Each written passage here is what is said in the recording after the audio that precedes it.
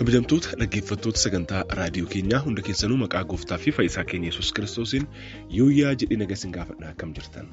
Sagantaa kan qabadhee kan isiniif dhiyaadhu obboleessi keessan Wandimmaa Gany Uddeessaa Bidireeti. Bakka jirtanutti araarri nageenyi fi arjummaan gooftaa keenya Yesuus Kiristoos biraa isiniif haa baay'atu. Akkam jirtan. Haalli jiruuf jireenyi ollaan biyya isin keessa jirtan cufti nagayaa nageenyi waaqaa araarri waaqaa arjummaan waaqaa maqaa gooftaa Yesuus Kiristoosiin lafa jirtanitti isiniif haa baay'atu. Waaqi isiniif nagaa kennee nulleef nagaa kennee guyyaa har'aa akkaataa kanaan sagantaa kanaan akka wal arginuuf carraa isa nuuf kenneef galanni ulfinni kabaji waaqa kennaaf haa ta'u. Guyyaa har'aa keessummaa addaa qabadhee isiniif dhiyaadheera. Keessummaan isiniif qabadhee dhiyaadhes obboleessi keenya faarfataa Yoosef Baqqalaa jedhama. Yoosef Baqqalaa eenyu eessatti dhalatee eessatti guddatee haalli tajaajila isaa haalli jireenya isaa maal fakkaata kan jedhu har'a immoo waan guddaa waaqi jireenyaaf tajaajila isaa irraa nu barsiisa. Isinillee immoo bakka jirtanutti immoo nu waliin tura. Waaqi immoo barkeessan jireenya keessan turtii keessan hundumaa haa eebbisuuti. Amma gara sagantaa gaaffiif deebii keenyaatti otoo hin deemin faarfannaa kana dhaggeeffannee itti fufna. Hati gortu wallaaltee miichaa masaanuu qabdi fuullerraa jira gaddi waaqi ibsee dukkana dhimma hanallaa deette ilma waaqi irra dabarsee gadda jireenya isii marsee haadha ilmaa taatee gara dirree galataa baatee eeliin jecha hukkee annaa waan barbaadu argannaan galatama hannarraa burgee annaa waaqa laaltee hati gortu wallaaltee miichaa masaanuu qabdi. Fuullerraa jira gaddi waaqi ibsee dukkana dhimma hanallaa deette ilma waaqi irra dabarsee gadda jireenya isii marsee haadha ilmaa taatee gara dirree galataa baatee eeliin jecha hukkee annaa waan barbaadu argannaan galate afaan hannarraa burqee laayyuu burqee galate hannarraa burqee laayyuu burqee galate hannarraa burqee. Laayyuu burqee galate hannarraa burqee laayyuu burqee galate hannarraa burqee.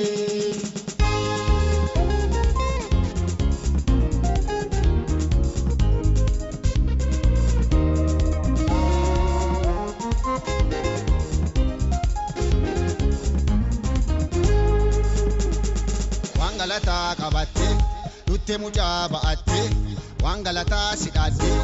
Waaqa ifiisaadhee yoo tokko mucaa ol tuqataa yoo feete ummaadataa yoo tokko qomatti qabataa yoo feete asitti annataa waan waaqi godhee dubbataa galate hannarraa maddee isheen galata jalqannaa warri isii dummiidhe gaddee annaa waaqa laaltee hati gortu wallaaltee miichaa masaanuu qabdi fuullerraa jira gaddi waaqi ibsee dukkana dhimma hannallaa deette ilma.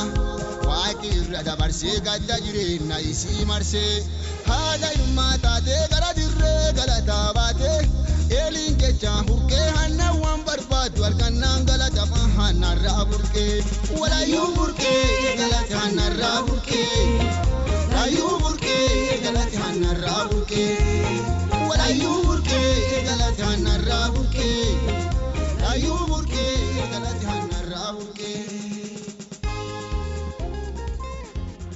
Maqaan waaqa keenyaa haa eebbifamu galanni ulfinni gooftaa keenyaaf haa ta'u.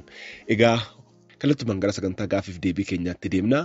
Obboleessi keenya faarfataa Yoosef Baqqalee waamicha siif goone kabajjee tole jettee immoo asitti nuuf argamuu keetiif horii bulii galatoomis hin jenna baga nagayaan dhufte. Eebbifafaas ni barsiisa.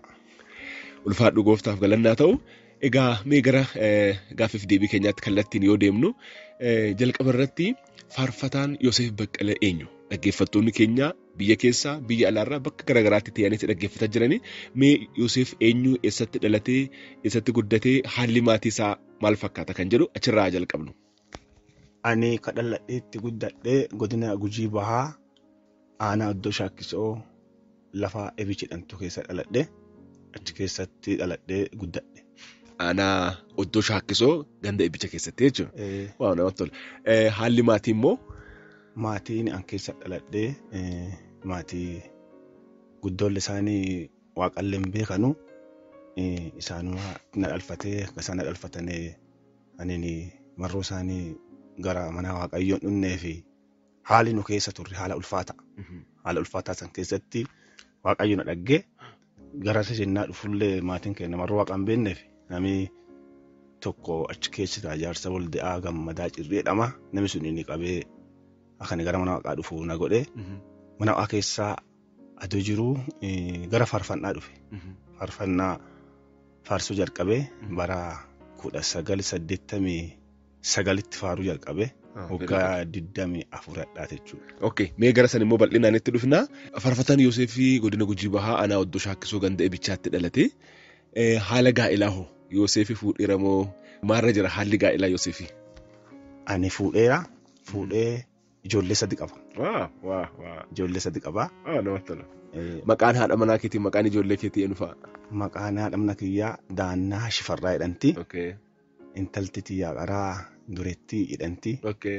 Katti itti dabalamee naa kenname Galataa jedhama. Kan ammas naa kennatetti Durraa Biqiltuu jedhamti. Namatti tola baay'ee maqaa babbareedaa. Waaqesii guddisu. Gaa'ela kanallee waaqesii eebbisu. Egaa gaa'ela jechuun eebba guddaa waaqni namaaf kennu dhaabbata jalqaba waaqni hundeesse Addaamii fi Hawwaa walitti fidee gaa'ela akka isaaniitti dhaabee isaa eebbise isinillee eebbifama dhalootallee eebbatee akkumatti jirtan kana. Egaa yeroo baay'ee maan jedhanii warri liidarshippii yoo barsiisan warri gaa'elaallee yoo barsiisan namni tokko jireenyaaf tajaajila isaatii akka milkoa'uuf haati manaa isa bira jirti haati manaa duuba isaa jirti. Nama milkoo'ee nama cimaa duuba isaa yookaan bira isaa yookaan cinaa isaa haadha manaatti jiraadha. Yoosef sadarkaa ammarra jiru kana keessatti gaheen daannaa akkamitti ibsama? Gaheenis ani tajaajila adoo tajaajiluu hamma danda'ametti hojjedhallis. Hojiis hojjedha. Isin immoo hojii mootummaa hojjetti. Hojii mootummaa hojjetti yeroo tajaajilaa adda baafatu yeroo hojii adda baafatu sagantaa hojiitii fi sagantaa tajaajilaa adda baafatanii bifa kanaan yennaa jiraatan jireenyi guddoo namatti ulfaatu. Isa kana akkitti naa galu.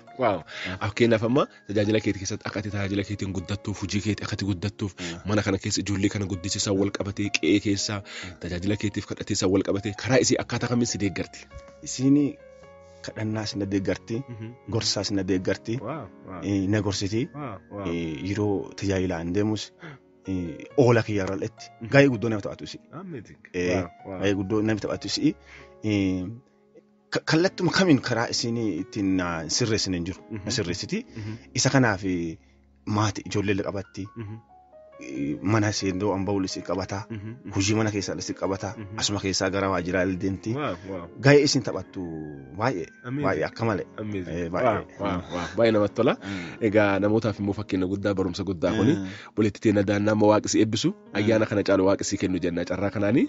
Egaa gara gaaffiitti aanutti immoo yoo deemnu faarfataan Yoosef maatii kiristaanaa keessatti dhalate moo maatii kiristaanaa hin ta'ine maatii gooftaan beene keessatti dhalate achi hoo akkamitti immoo gara gooftaa dhufe waan jedhu dokaasne.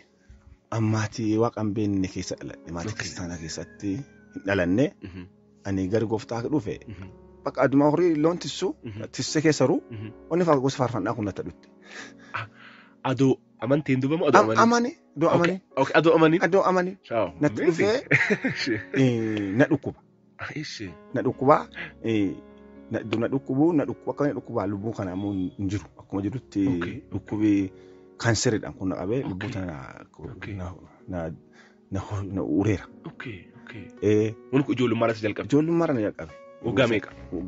Naannuma waggaa 9-10 naannuma tana keessa. Akkasira achi keessatti ani maannitii waan kanaa waan hin beekne cuuphamee hin jirus amanee hin jirus waan kana waliin ture yeroo tokko dhaqee jaarsa Waldi'aa nama Gammadaa Cirreedhaan kanatti yaada kana dhiyeesse wanti kanatti dhufaa jirti jedheeni achuma adoo amanuu angaruma seene tajaajilatti. Adoo jechuun jedhin waaqa kennaa sitti kenna. Kenna natti kenne. Garuu keessi kee waaqa jaalata. Waaqa jaalata achirraa. Harka kaastee hin jedhin malee keessi kee fudhateera. Fudhateera. Achi maatiin keenya waan kiristaanatti churchii nu erganu waan nu godhanu nu dhogganii achirraa kaayoona gara faaruu kana dhufe. Gara mana waaqaa dhuftee. Gara mana waaqaa dhufe naa kadhatanii warraan harkaan fudhanii yoona churchii keessa na jajjabeessuu jalqabanii soorejii Waldi'aa na jajjabeessuu jalqabanii ifumaan qabatanii aduu kana haadhaaf abbaan kiyyallee lafarraa deemanii.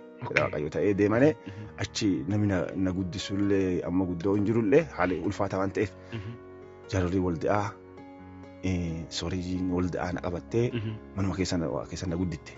Akkaataa kanaan guddatte. Akkaataa kanaan dhufe. Amma gaa aduu ati gara waldaa kiristaanaan dhufin maatiin keessan gooftaan beeku waan ta'eef adduma loon tisututti waaqi karaa faaruuti waaqi ergaatitti kennu jalqabe. Achiin gara mana waaqaa dhutte. Achiin jaarsoleen si kadhatte. Achiin mana waaqaa keessa guddatu jalqabe. Waaw namatti tola baay'ee. Na cuuphan. Waaw amazing. Achiin si barsiisanii maqaa abbaa maqaa ilmaa maqaa hafuura qulqulluutiin cuuphamtee achi keessa guddatu jalqabe. Baay'ee namatti tola. Ergasi haalli dhukkubsachuu kee maal fakkaata? Amma dhukkubi ati himtee dhukkuba baay'ee cimaa dhukkuba lubbuu baay'ee ijjeesaa jiru miidhaa jiru.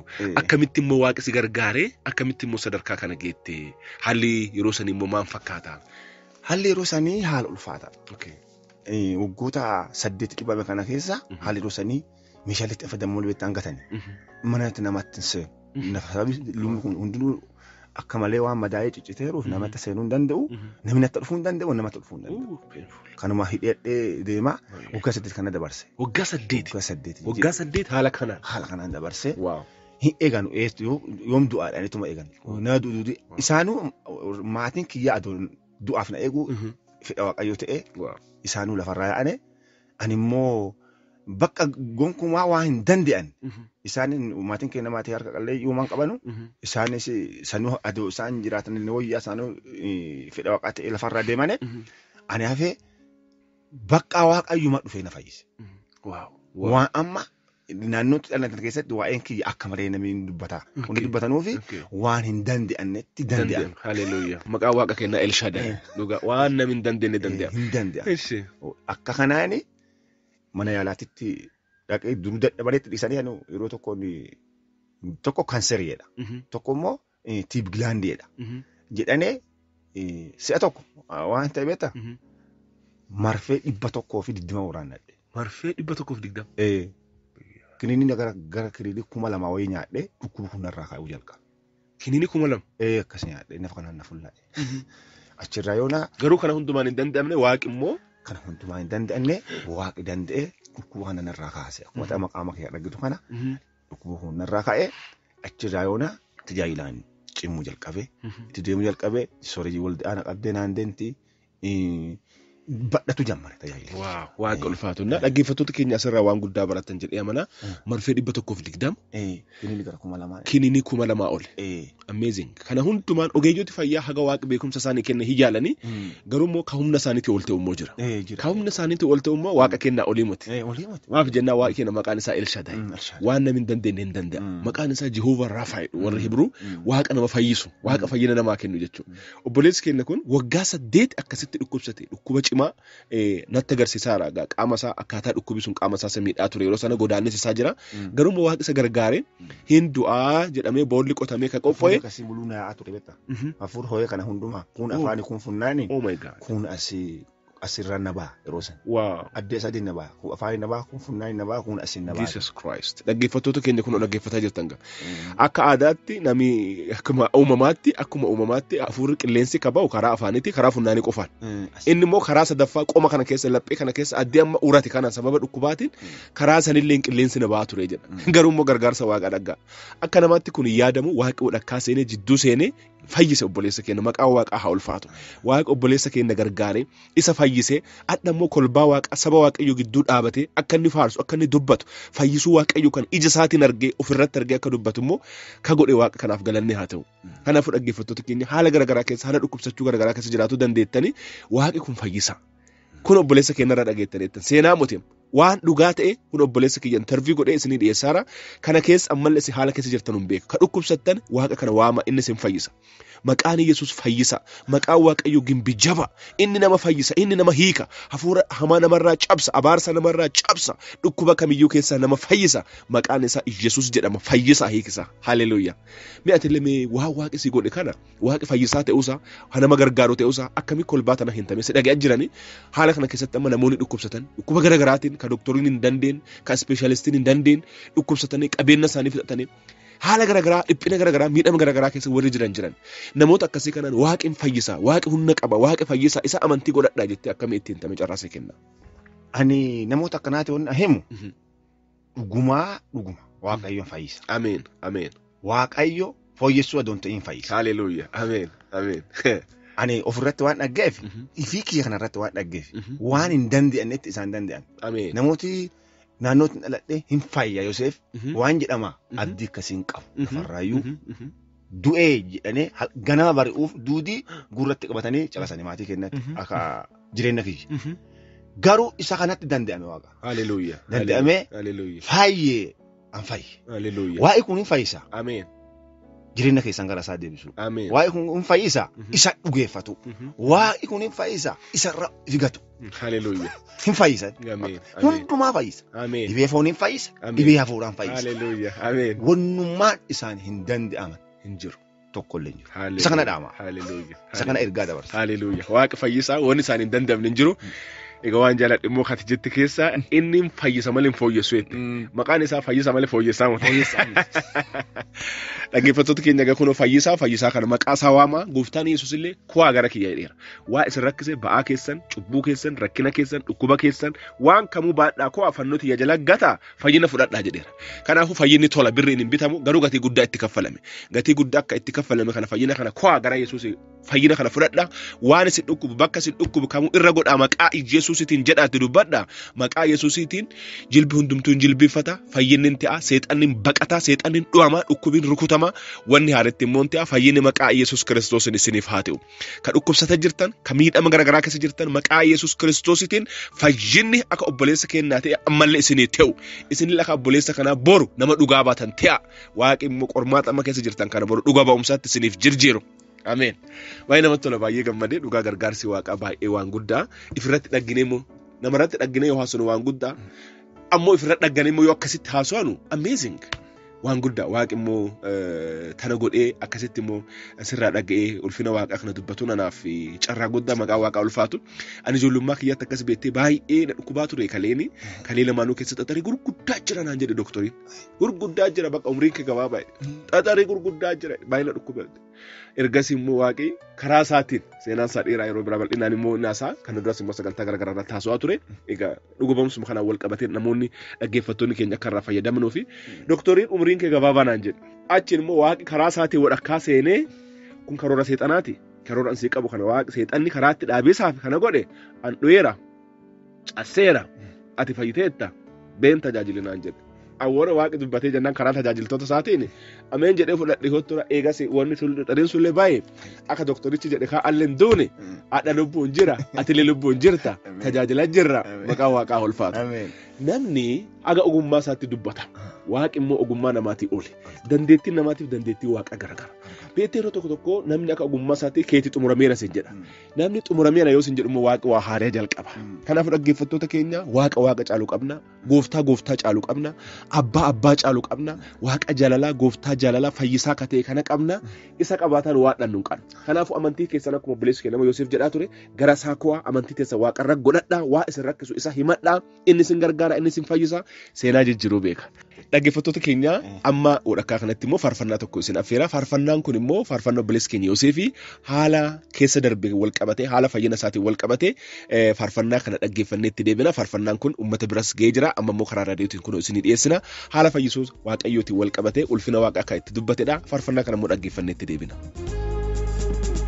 Mucaa ba'attee mana waaqaa dhattee galataa lafaa kaatee mucaa ba'attee mana waaqaa dhattee galataa lafaa kaatee biyyi huqqoo takka beektii amma gabbattee dhibbaa baatee waaqi irra dabarsee waan jireenya isii huqqisee hannaan waan dhibii nyaannee galata callaa furdisee waaqi gubbaa dhufee waaqa hannaa ta'ee dartiin cululunnaa ilkaanaa wallaalaa ka'ee hannaan waaqa laaltee hati gortu wallaaltee miicaa masaanuu qabdii fuulirraa jira gaddi waaqi ibsee dukkana dhimma hannaan laadeetti ilma waaqi irra dabarsee gadda jireenya isii marsee haadha ilmaa taatee gara dirree galataa baatee eeliin jechaa hurqee hannaan waan barbaaddu argannaan galata hannarraa burqee walayyuu burqee galata hannarraa burqee layyuu burqee galata hannarraa burqee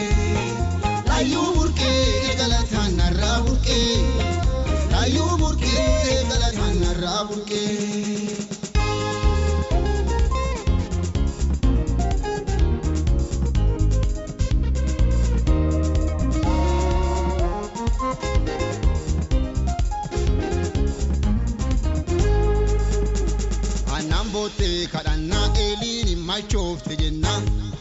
waaqi yennaa eegee maseenaa fi firee kenna warra uggee kadhatu hin fokkisiitu addi yoo mucaa ba'attee dhuddu dibicha galataa harkaa qaddi waaqi yennaa eegee gara hannaa laalee hannaan fullaanaan eeliin birtii wallaalee kadhaan deebitee haga turtee hannaani mucaa ba'attee bifa jijjiirattee dhuttee hannaan waaqa laaltee hati gortuu wallaaltee miichaa masaanuu qabdi kunillee irraa jira gaddi waaqi seedu kana dhimma hannaan laadeette ilma waaqi irra dabarsee gadda jireenya isii marsee haadha ilmaa taakee gara dirree galataa baatee eeliin jechaan burqee hannaan waan barbaadu argannaan galati afaan hannarraa burqee laayyuu burqee galati hannarraa burqee laayyuu burqee galati hannarraa burqee walaayyuu burqee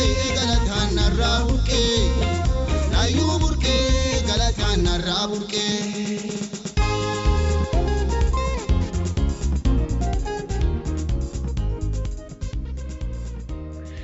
Waaqa kennaaf galanni haa ta'u ulfinneef kabaji haa ta'u egaa dhaggeeffattoota keenya baay'ee akkatti eebbifamaa jirtan immoo abdii guutuu qabna egaa gara sagantaa gaaffii itti aanutti immoo yoo deemnu egaa amma obboleessi keenyaa Yoosefii jireenya akkamii keessa akka dabarsee akkamitti akka gara gooftaa dhufee immoo amma dhaggineerra egaa amma obboleessi keenya Yoosef waaqa si gargaaree hin tajaajilta bakka garaagaraa deemtee hin tajaajilta Oromiyaa keessaa bakka garaagaraa deemtee hin tajaajilta waaqa ayyaana si kennee waaqa carraasuu kennee maqaa waaqaa ulfaatu waaqatti ayyaana namaa kennaa waaqatti immoo kennaa namaa kennaa waaqatti immoo tajaajila kanatti immoo nama waama egaa akkuma duraan jettisan waaqi immoo bakkuma loon teessutti natti dhufee kennaa fi natti kenne ergasii mana ofii keessan na guddisee ergasii baatee tajaajiluu jalqabe tajaajilii waamicha waaqi immoo nama waama kennaatitti kennee si waama akkasitti immoo guddattee amma gaa in deemtaa in tajaajiltaa hojii teetillee immoo hojjettaa akkuma dhageetti immoo Yoosef tajaajila qofaa muti hojiillee hojjeta akkuma Phaawulos dunkaanallee hodhata wangeelallee lallamaa mutiire dunkaana fiillee hodhaa dunkaana san gurguree ifi gargaaraa ammallee immoo tajaajilallee tajaajilaa kolbaa waaqaatii eebbatee jechuudha. Phaawulos fa'a akkuma kana gooftaa Yesuus illee jireenya isaa gooftaan keenya fayyisaan keenya inni fakkeenyi isaa gooftaan keenya Yesuus Kiristoos hojii anaaxummaa hojjeta ture Yoosef irraa kan barate hojii anaaxummaa beeka ture kanaafuu hojii anaaxummaa kana hojjeta ture wangeela Maariqoos boqonnaa isaa jaalaa kutu sadirratti kun mucaa kun anaaxicha mucaa Yoosefiitii mootii jedhaniin innaa hojii anaaxummaa hojjeta ture hojii anaaxummaa hojjeta maatii gargaaraa haadha gargaaraa obboleeyyaa isaa gargaaraa hangafa jalqabalee dhalatee maatii durrummaatti immoo maaramiin deettee mutire ergas ijoollee biraallee na kanaafuu hojii anaaxummaa hojjeta ture gooftaan keenya Yesuus Kiristoosidha in tajaajila immoo wangeela mootummaa waaqayyoo kana immoo hin barsiisaa hin fayyisaa duudaa dubbisaa du'aa kaasaa asii wangeela hojjeta asii immoo hojii anaaxummaa hojjeta waan lamaanuu wal faana kun fakkeenya guddaa hojii ergantoota boqonnaa 18 irratti immoo deennee yoo ilaallu ergamaan Phaawulos hojii dunkaana hodhuu akka hojjetu ture achi keessatti ibsameera hojii dunkaana hodhuu hojjeta wangeela fi tajaajila hojii dunkaana hodhuu hojjeta ifi gargaara dunkaana hodhii halkan achiin gurguratee isuma sanaan ifi deeggara fakkeenya guddaa kanuma qabannee immoo gara Yoosef yoo dhufnu Yoosefis immoo wangeelan tajaajilaa hin barsiisaa hin faarfataa keessattuu kennaa faarfannaa waaqa kenneen kanaaf bakka garaagaraa deemee hin faarfataa adda ta'e ta'e immoo hojii daldalaa hojii biizinesii hojii qonna garaagaraa hojjeta jechuu dhagee maan fakkaatame haalli faarfannaatii fi haalli hojii kun maan fakkaata akkamitti immoo deemsisiisa jira Yoosef dhalootaaf immoo fakkeenya akka ta'uuf. Akkuma hangafa jedhanii baadiyyaa dhaladhee yeroo boola gadi gara adoolaatti gale. Adoola galee chuma keessa jiraadhee waaqayyoon gargaaree amma chuma keessa jiraata jira. Magaalaa Adoolaa Wayyuu jechuudha. Magaalaa Adoolaa Wayyuu keessa raadha. Amma addee budillee godhadheera. Wanni hojii tajaajilaaf hojii addaan baafatanii. Addaan baafattee yeroon kun tajaajilaa yeroon kun hojii jettee addaan baasuu qabda. Waaqayyo immoo akka nuti hojjannee jiraannu fedhii isaati. Tajaajilli hojii dhoggaa hojii ammoo ta'ee dhoggiti kana sittuu murteeffata.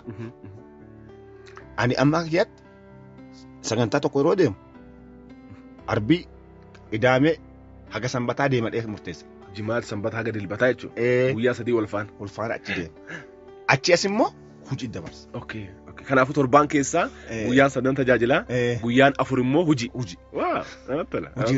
Hojii hojaa haga danda'ame. Haga waaqayyoon gargaaretti hojja. Yeroo tajaajilee kaa'u deebi'ee gara manaatti deebi'a.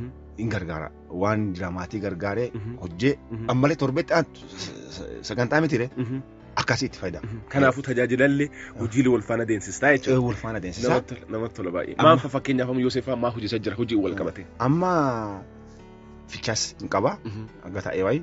Ammallee mana hojiis magaalaa keessaa hin qaba. Manas ijaaradhee qaba. Magaalaa Doolaa Wayyoo keessatti haga Waaqayyo nu gargaaretti kan jalqaba kun. Jalqaba. Kun jalqaba malee xumuraa miti badhataa deema. Kanuma. Kanaafuu maasii qabdaa fichaa qabdaa achitti hojjettaa mana biizinesii daldalaa qabdaa mana jireenyaa kee ijaarratteerta. Nama tola baay'ee Waaqayyo haa ulfaatu. Egaa tajaajiltoonni tokko Waaqni waa miiraa jedhanii hojii kana dhiisanii tajaajila qofa warri jedhanii ta'an jiran. Hojii kana dhiisanii gonkumaa qotuun hin barbaachisu daldaluun hin barbaachisu hojiin hin barbaachisu bakka kiyya tajaajila qofa jedhanii warra deemanuun. Warra kanaati maal jettee gorsita? Warra kana inni gorsu. Kun fudhatama hin qabu. Kana afaan guutaa dhiyoo dubbadhu. Waaqayyo akka nuti hojjennu fedhi isaati. Inni mataa isaati waan jedhe addoo yeroo qabu hojjechuu qaba. Akka nuti hojjennu Waaqayyo akka nuti gargaaru fedhii isaan hojjennee haa gargaaru. Akka nuti gargaaran fedhi isaati hojjennee yennaan ajajaa liqeessitanii malee liqeeffatan jedhe. Isa kanaaf namni tajaajilaa hojii jedhu inni kun ilaalcha kana jijjiiratu qaba.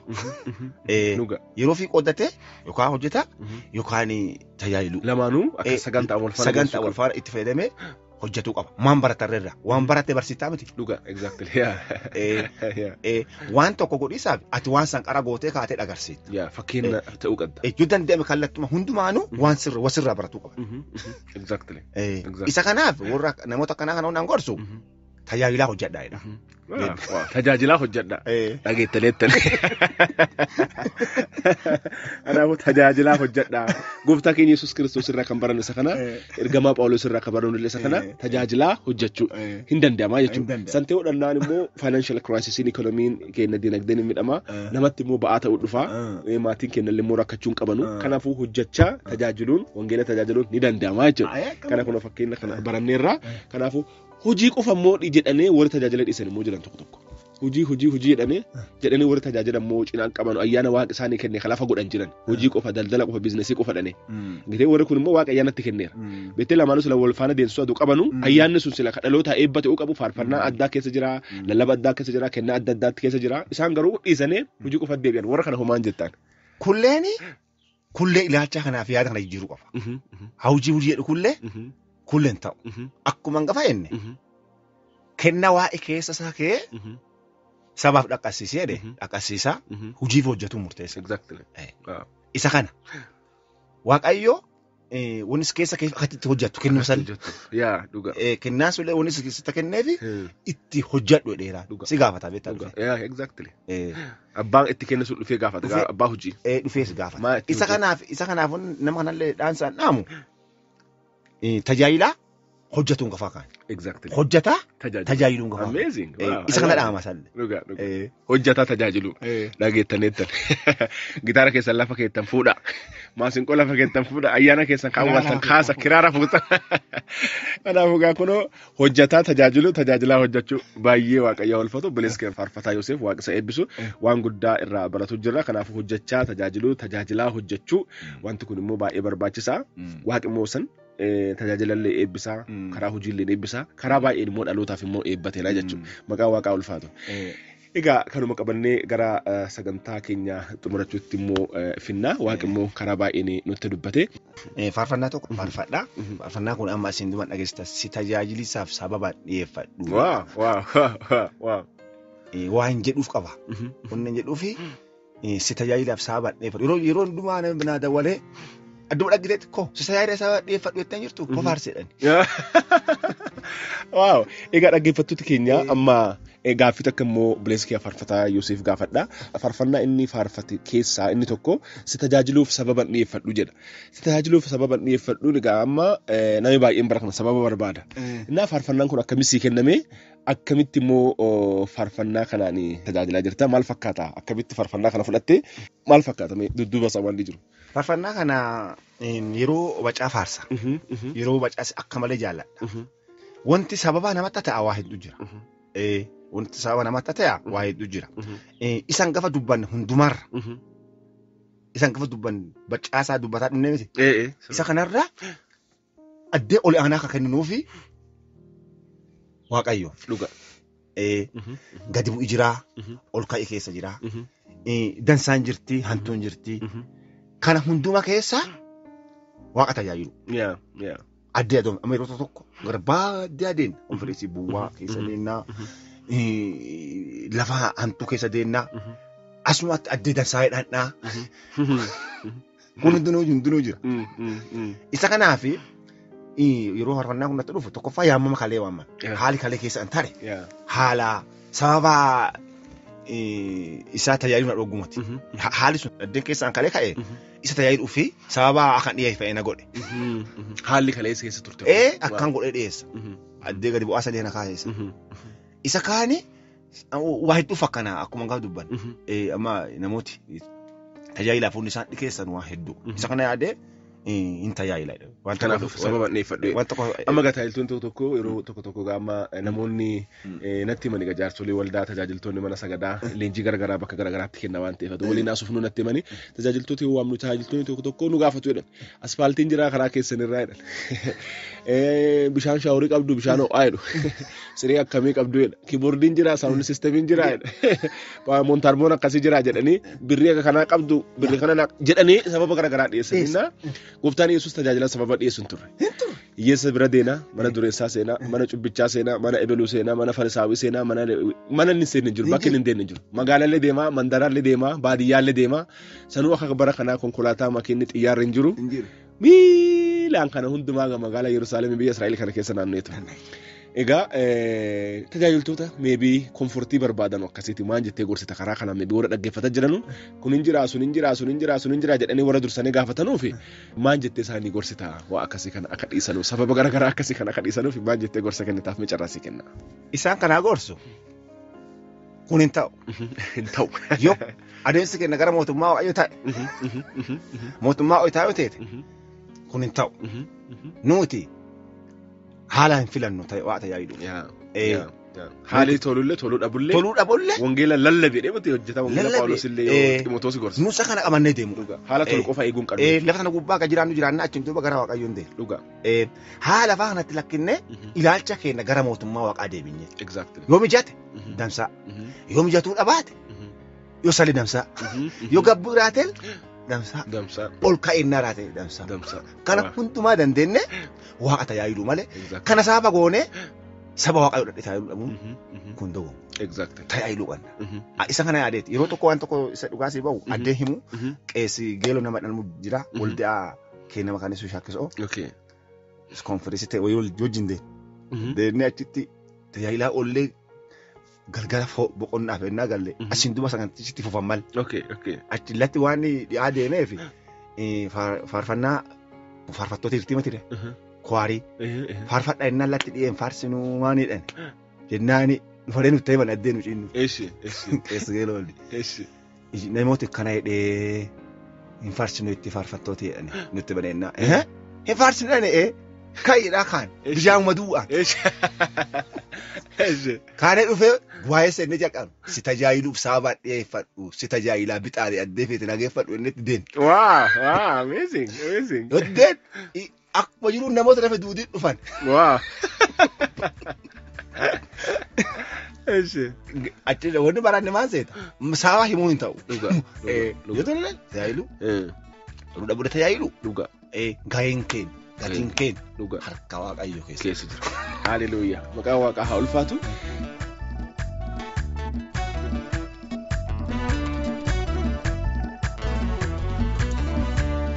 Si tajaajilisa sababa dhiyeeffadhu anti yaani si tajaajila bitaalee adii feete nageeffadhu.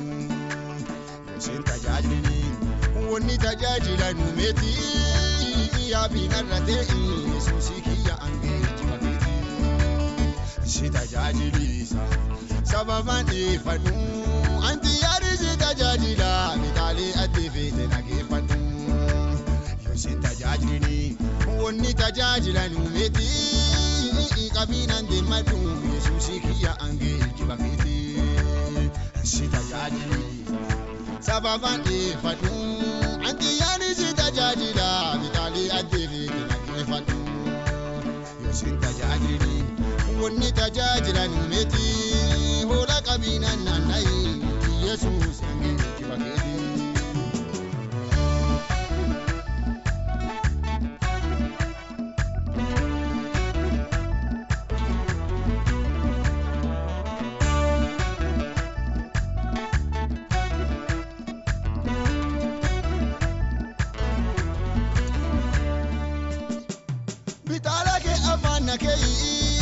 Fayyadamii yoo qaddee karaa feetee na deematte singaaf adunamii yaada keetii tajaajila yaada keetii na beeksisi yoo an karaa keerraa goraa ka'ullee natta shaafii kadhaan na deebisi ana jaalatta soddee na aalatta akka diinaatii mootii adoona dhofte na laallatta an sitta inaanii.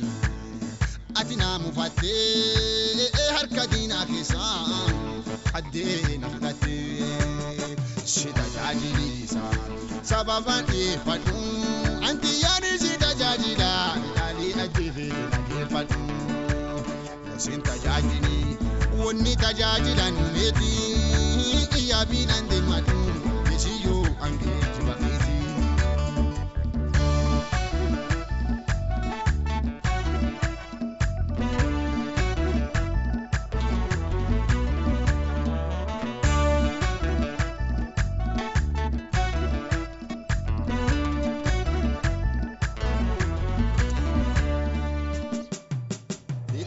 Tajaajiluni ana bu'aa qabdi nama mootii sibira jirti addi warri si tajaajilee eenyutu qaana'ee Eliyaasi fa'aayyuu farda yaabee gara samii ba'ee si tajaajilu eessa ana dhibaa ayyaabiin arratee Yesuusii kiyya ansi geejjibaa si tajaajilu. Esa anadiba ayabinan deematu bisiyyoo ansi geejjiba si tajaajilisa sababaan dhiyeeffadhu anti yaadi si tajaajila midhaalee ajjeefee dhageeffadhu yosin tajaajili wanni tajaajilan miti qabiinan deematu bisiyyoo angeechi bakeeti.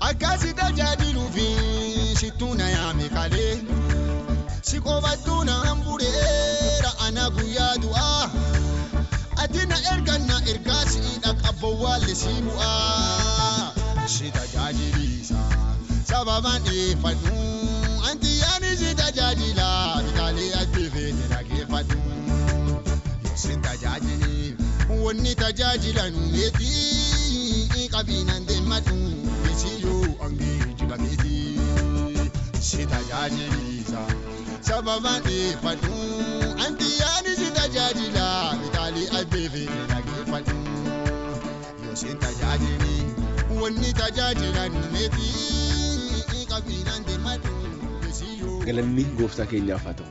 Egaa waaqii haa galatoomu sagantaa bareedaa waliin dabarsaa jira dhaggeeffattoota keenya kanumaan immoo gara xumuraatti immoo finna. Egaa faarfataan Yoosef amma hojjechaa jira tajaajilaa jira mul'ata garaagaraa qaba agammaa immoo albamiin tokko hojjetameera faarfannaan singilii lama hojjetameera. Right akkasuma. Akkasuma albamii tokko bara 2001 hojjee haduraasan. Okay. Amma dureen isaa maal jedha ture? Waaqa durii har'allee si faarsa borullee si faarsa adoo si faarsuu guddadhee jaarsa. Wow, hallelujah. Irra deebi sisa. Waaqa durii har'allee si faarsa borullee si faarsa adoo si faarsuu guddadhee jaarsa. Hallelujah. Baay'ee namatti tola dhugaa adoo si faarsuu guddadhee jaarsa. Waaqayyoon na ta'e amma si'achisi kiliippiidhaaf jedheera. Kiliippii jedheera albamii guutuu jedhee karoorseera waaqayyoon na gargaare gargaarsa isaa na fakkane. Isa kana karoorsee ta'aa jira. Waaqa ulfaatu. Kanaafuu kana dura albamiin tokko hojjetameera faarfannaan singiliin lama hojjetameera. Faarfannaan singiliin sun maal jedhama ture? kan qofaatti tokko si tajaajila sababa dhiyeeffadhuudha. Okay. Lammaffaa ammoo hannaa waaqa laaltee katti gortu wallaalteedha. Okay, achiin immoo miiccaa masaanuu qaddii hundi irra jira gaddiidha. Waaqa ibsee fi dukkana dimmaa hannaan laadeette ilmaa. Haaleluyyaa, hannaan laadeette ilma. Waaqi keenya maseena deessisa. Waaqi waan haaraa hojjeta. Dhaggeeffattoota keenya waaqi akkuma hannaadhaaf waan haaraa hojjeta isiniifis waan haaraa haa hojjetu. Egaa gara xumuraatti yoo finnu gaaffiin isa dhumaa faarfataan Yoosef karaa tajaajilaalleen karaa hojiilleef dhiyeenyatti maan karoora qabaa? Uummataaf wanni qabatee dhiyaatu karaa tajaajilaalleen ta'e karaa hojiilleen ta'e mul'ati isaa karoora isaa gara fuulduraan maal fakkaata? Mul'ata kiyyaa fuulduratti fedhaa ayonnaa ta'e kallattii duudii namarraa baratan ta'uu qaba jedhee yaada. Namni irraa baratu ta'uu qaba. Namni irraa baratu ta'uu qaba. Waaqni na gargaare kennana keessa jiru kanas waaqa kadhataa isa guddisuu barbaada. Addunyaa dhiyeessuu barbaada. Gama hojiillee ammoo cimee hojii barbaada. Gama hojii kanaan yoo fedhaa yoo ta'e gargaaruu barbaada. Gargaaramuu yoo ta'e amma darajaa kana jira miti. Gargaaruu barbaada gargaaramuu ta'e. Sabab inni kunis wangeela. Isa kana mul'ata qaba. Fedhaa waaqayyoon ta'e amma carraaqa jira yaala. Danda'an maatii bulchuuf gama tajaajilaatiif gama hojiilleen yoo waaqni gargaare kanarra dabalaa deemuu barbaada. Amazing. Waaqa moosii milkeessu. Karoorfachuun gahee keessanii sagalee waaqa akkasidha. Kitaaba fakkeenya boqonnaa 16 lakkoofsa 1 irratti qophaa'uun garaa jedhameetti karoorfachuu planning jedhan Ingiliffisa. Qophaa'uun garaa yookaan immoo qopheessi karoorfateessi gahee namaati. Waaqi immoo karoora san namaa eebbisa. Ati karoorfatteetta ati mul'ata qaddaa waaqi immoo mul'ata kee karoora san immoo fiixaan si baasu. Dhaggeeffattoota keenya isinillee jireenya keessan keessatti karoorfadhaa karoora keessan immoo waaqi isin eebbisu waaqi immoo isin guddisu. Egaa the last one gaaffisa dhuma irratti immoo dhaggeeffattoonni keenya manuu dhaggeeffataa jiran dhaggeeffattoota gosa lamaati. Mana gooftaa keessa kan jiran gooftaa Yesuus Kiristoos fayyisaa lubbuu isaanii gooftaa lubbuu isaanii godhanii kan fudhatan kiristiyaana warri ta'an jiranii. Akkasumas immoo namoonni yeroo jalqabaatiif kan dhaggeeffataa jiran amantaa garaagaraa kan biraa keessa kan jiran gooftaa Yesuusin kan waliin beenne amantaa kan hin qabne gooftaa Yesuus kan hin beenne warra gosa lamaan kana jira. Kiristiyaanota warra ta'aniin haala barri keessa jiru kana beennaa muti haala barri keessa jiru kana keessatti akkam jettee jajjabaadhaa jettaan akkam jettee karaa waaqaatti jabaadhaa qulqullummaa jiraadhaa dhufaatii gooftaatiif of qopheessaa jettee akkam jettee ergaa jajjabeennaa hin taafi. Warra immoo gooftaa Yesuus hin beenne carraa kanaan immoo warra reediyoo dhaggeeffataa jiran kanaaf gooftaan Yesuus akka isaan jaallatu akka isaaniif du'aa akka ka'e isatti amananii isaan jireenya akka dhaggamu isaanilleef ergaa akka itti hundi fedhaa warra lamaan kanaafuu ergaa kee akka dabarsituuf barbaada carraasii kenna. Ergaan isaaniidhaamu namoota kiristaana ta'ane yeroon kun yeroo dhufaatii gooftaati. Isa caale fuula waaqaa duratti argalaa kadhataa. Hojii qulqullummaatti ajabaan. Hojii qulqullummaatti ajabaan. Waaqayyoon dhufa. Bari akkuma dubbii waaqayyootti uma gubbaara. Bara uma gubbaaru kana if dagannee ta'uun kan. If qopheessuu kan. Kadhaan. Yeruma duudii jireenya keenya araaraan fuula isaa duratti deddeebi'aa bifa kanaan jiraatu kan. Mana waaqaa keessaa dhugaaf hafuura isa tajaajila. Dhugaan fuula isaa dura deddeebi'aa jiraatu kan. Warra immoo gara ifa kanaan dhufiniifi Yesuus ifaatti haa dhufu. Yesuus ifa. Yesuus dhugaa. Yesuus karaa. Yesuus jireenya. Gara jireenya kanaa haa dhufu. Jireenya kanaa yeroo dhufe fooniif hafuuraan namni hin eebbifamu. Warri dukkana keessa jiru warri waaqa ala jiru dubbii wangeelaa dhagee haa dhufu. Asira eebbi. Asira fayyin. Asira badhaadhin. Jireenya kanaa moti guddaa jireenya bara baraati jira. Isaaf yaade keessoo gara gooftaa dhufee gooftaa fudhate. Isa kana dhaama. Waaqa ulfaatu baay'ee namatti tola dhugaa ergaa guddaa nu dabarse kiristaanota kan jajjabeessu kan dammaqsu dhufaatii gooftaa Yesuus Kiristoosiif kan qopheessu kaayyoon keenya guddaan isa sana galmi keenya guddaa isa sana lafa kanarra jiraannee eebbifamnee qofaaf otoo hin ta'in eebba caalu kan mootummaa waaqayyooti. Kanaafuu sanaaf immoo of qopheessuun haalli bara keenya keessa jiru haalli addunyaan keessa jirtu kana mul'isa kana yoo dhagginu immoo nuti rifatu nawuu adoo hin ta'in gooftaan dursee nutti meera of qopheessu. Gooftaan keenya dhufuuf jedha. Amantoonni gooftaa Yesuus Kiristoositti amantanii fayyisaaf gooftaa keessan teessifattan karaa gooftaatti jabaadhaa wal jajjabeessaa sagalee waaqayyootti jabaadhaa qulqullummaatti jiraadhaa dhufaatii gooftaatiif immoo of qopheessaa.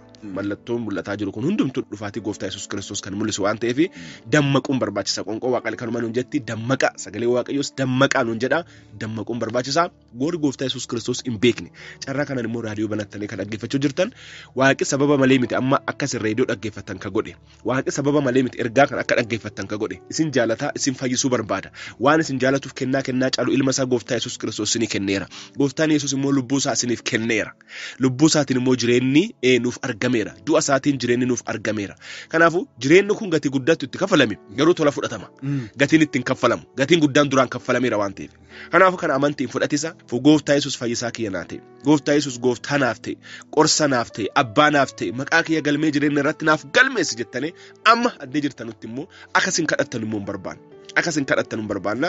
Amma gara gooftaa kana akka dhuftan hin barbaanna. Amma immoo gooftaa keessan akka taasifattanu Yesuus Kiristoos fayyisaa keessan akka taasifattanu. Dukkana keessaa gara ifaa. Abaarsa keessaa gara eebbaa. Jireenya abdiin qabneera gara jireenya abdii qabutti akka dhuftan hin barbaanna. Waaqni carraa isinii kenna maqaan isaa ulfaatu. Kanaafuu amma waan murteeffadhaa. Gulana boru iftaan waan ta'etan hin beektan. Jireenyi namaa harka Waaqaa keessa jira waan ta'eef murteeffadhaa gara gooftaa Yesuus kana. Gara mana Waaqaa deema. Gooftaa Yesuus Kiristoos kana amanaa gooftaa keessan fayyisaa keessan taasisaa isiniin jenna. Karaaf dhugaanii jiruuf jireenya karaan gara jireenya deemanuuni Yesuus qofatti dhugeeffatuuni karaan gara jannataa deemanuuni Yesuus qofatti dhugeeffatuuni.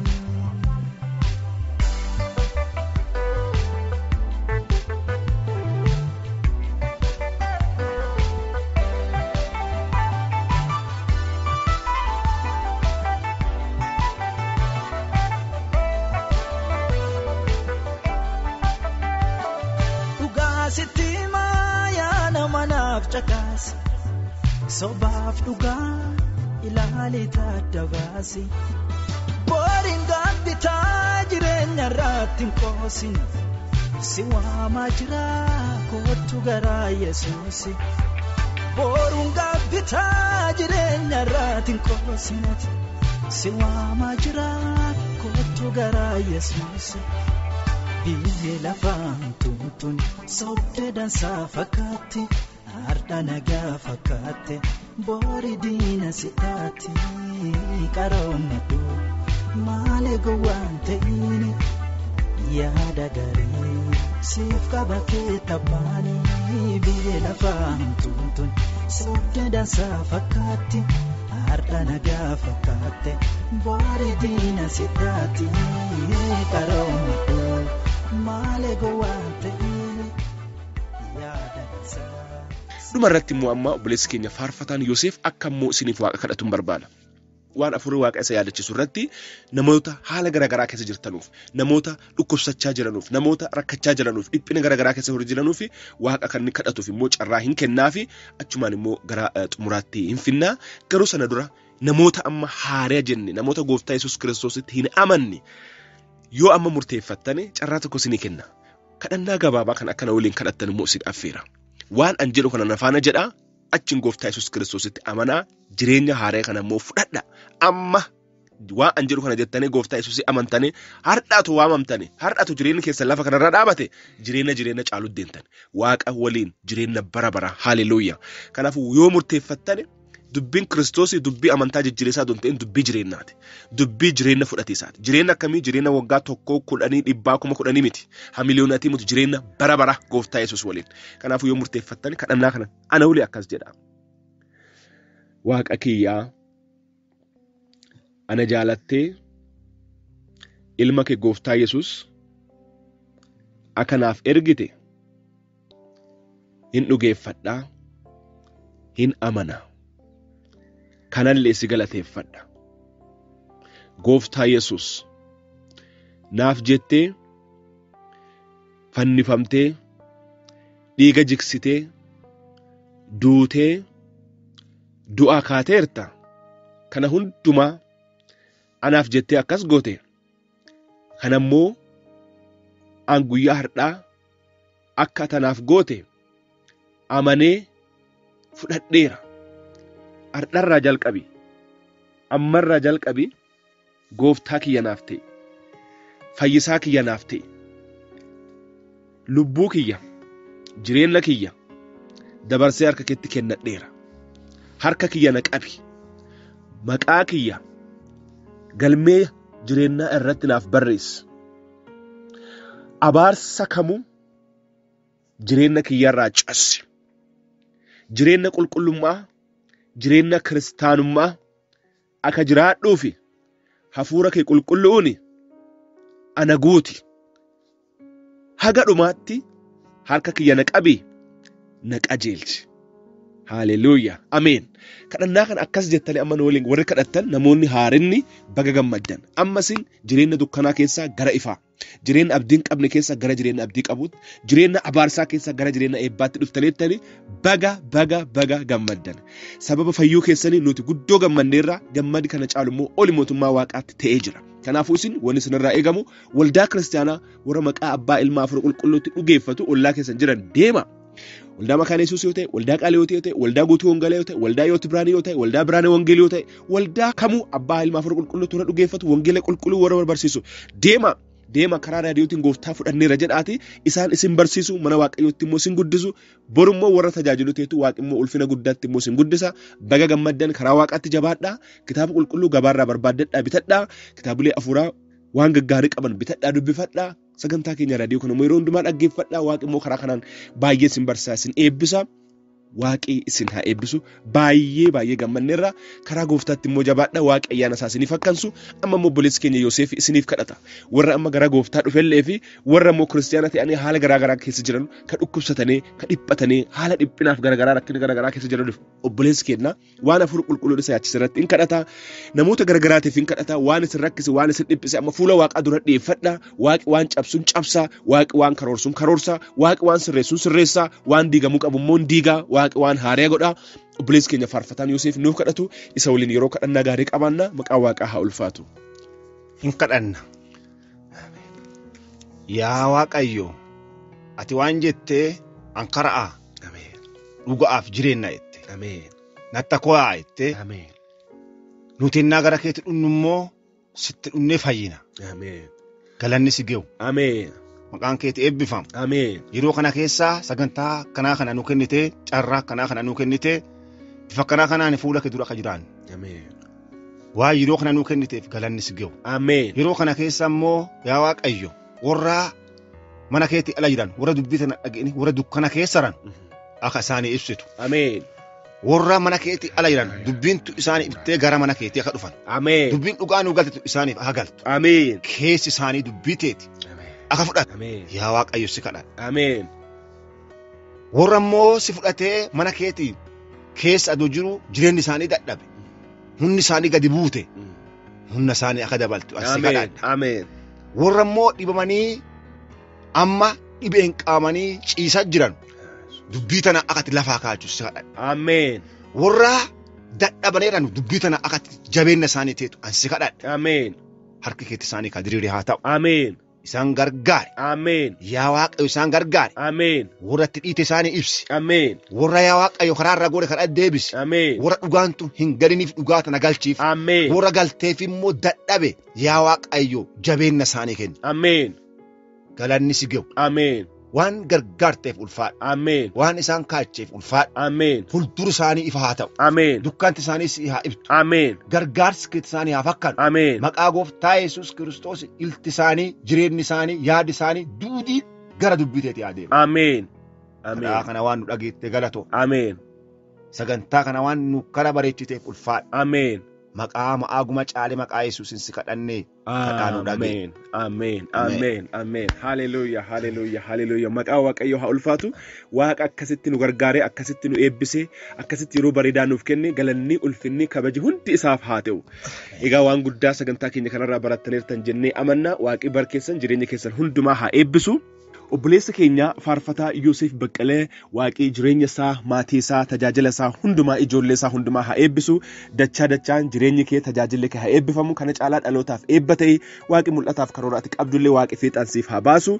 Egaa dhaggeeffattoota keenya obboleessa keenya faarfataa Yoosef tajaajila garagaraatiif immoo dhaggatuu warra barbaaddaniif immoo lakkoofsi moobaayilaa isaa 09 12 45 69 26.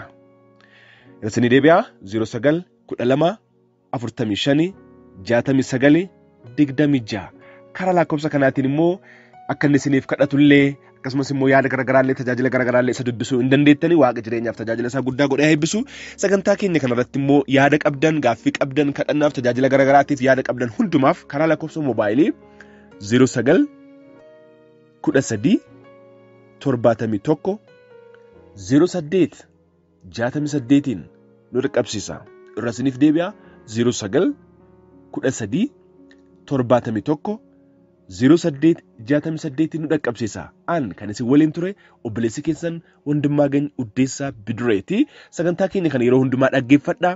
Sagantaa kana immoo namoonni kan biraa akka dhaggeeffatan immoo affeeraa itti himaa karaa Feesbuukii, karaa Yuutuubii, karaa Telegiraamis warra isiniif mijatu karaa sanaanis immoo sagantaa kana dhaggeeffachuu dandeettanii. Sagantaa keenya kanarratti yaada keessan nu dhaqqabsiisuudhaaf akkasumas immoo deeggarsa dhaabbata sagantaa raadiyoo Hiyyaawuu Tasfaadhaaf gochuudhaaf yaada keessanis immoo nu dhaqqabsiisuudhaaf akkasumas immoo kadhannaadhaaf yaada waliigalaa hundumaaf karaa lakkoofsa moobaayila keenyaa 09 63 66 66 72 nu dhaqqabsiisuu hin dandeessanii. Irra isiniif deebi'a 09 63 66 ammas 66 72 yaada keessan kamuu nu dhaqqabsiisa. Waaqii bar keessan waaqii jireenya keessan haa eebbisu. Nuuf kadhadhaan ergaa keenya yeroo hundumaati namoota kan biraas immoo nuuf affeera. Lafa jirtanutti eegumsi Waaqayyoo, lafa jirtanutti eebbi Waaqayyoo, araarriif arjummaa Waaqayyoo hunduma keessaniif haa baay'atu. Eebbifamaa baay'ee immoo sin jaalannaa. Horaa bulaa deebanaa.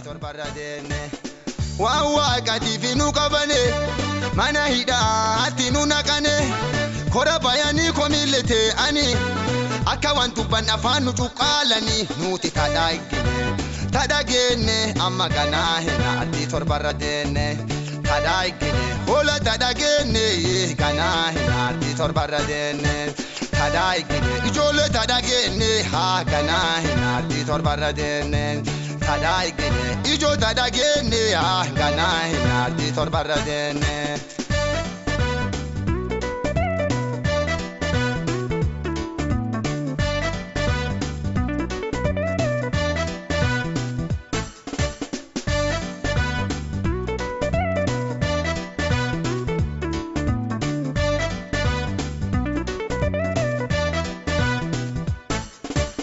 Ibidda dachaa torba qopheessanii. Itinu gatu itinu dhiyeessanii Yesuusi dhufee achitti nu eega adaafi fuwwanu herregeera yennaan kennaan reebuu nu jee giseen duuba waaqinuu kenna ta'e tadhageenne amma ganaa hin bobe'a keessa seenne tadhageenne ijoollee tadhageenne amma ganaa hin bobe'a keessa seenne tadhageenne hoo tadhageenne ganaa hin ardii torbarra deenne tadhageenne hoo tadhageenne ganaa hin ardii torbarra deenne.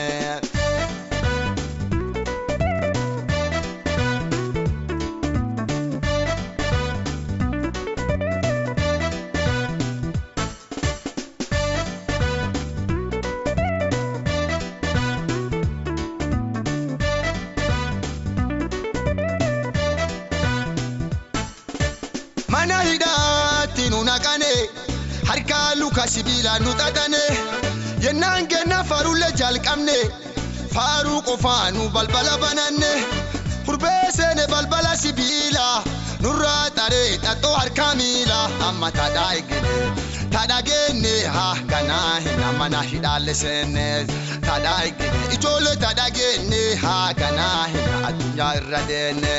Tadhageenne hoo tadhageenne ganaa hin ardii torbarra deenne tadhageenne hoo tadhageenne ganaa hin ardii torbarra deenne.